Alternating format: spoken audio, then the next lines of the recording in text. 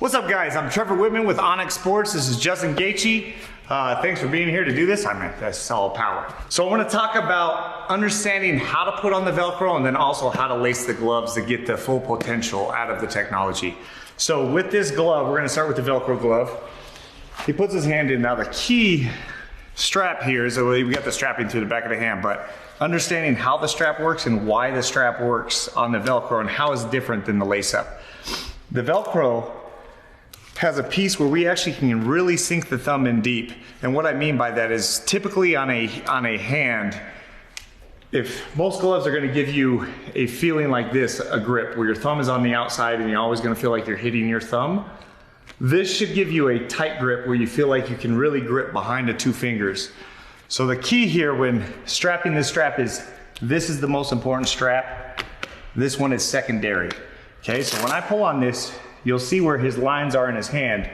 His thumb's gonna sink in, so it's very key to get that all the way in. And now you see this piece of the thumb is all the way down, and he's gonna get that dual finger and thumb lock in.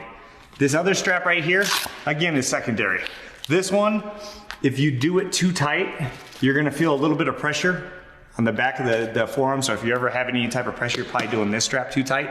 This one I recommend to do as tight as you can. That's very, very important. This has to come at least all the way across and use the whole thing. If you're not doing that, you ain't getting the protection you need from these gloves. Okay, so going into the lace up. The lace up is a little different. This is gonna give you a little bit more professional feel. Velcro, a little bit stiffer. It's got good padding on the back of the hand, really good for catching kicks. This is gonna have a lot more movement in it, a lot more breakaway. So when we're lacing this glove up, the most important part, and this is why we did it in yellow, is these pieces right here are attached to the glove. So we wanna sink that thumb in like what the other strap did on the Velcro. We also wanna make sure that these things, these two ribs right here aren't going together because they're just gonna bunch up. So it doesn't matter which one you do, just pick a side and have it go over.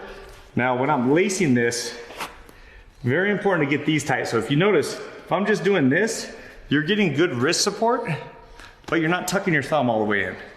Where you're gonna, again, this glove was created to support the full hand. The thumb is very important and sinking that in. If not, you're probably gonna get a little bit of pressure right here. So very important to sink that deeper into the thumb. So if you're feeling pressure in your thumb, you're not getting these tight enough, okay? So what I'm gonna do is I'm gonna get those to go almost together.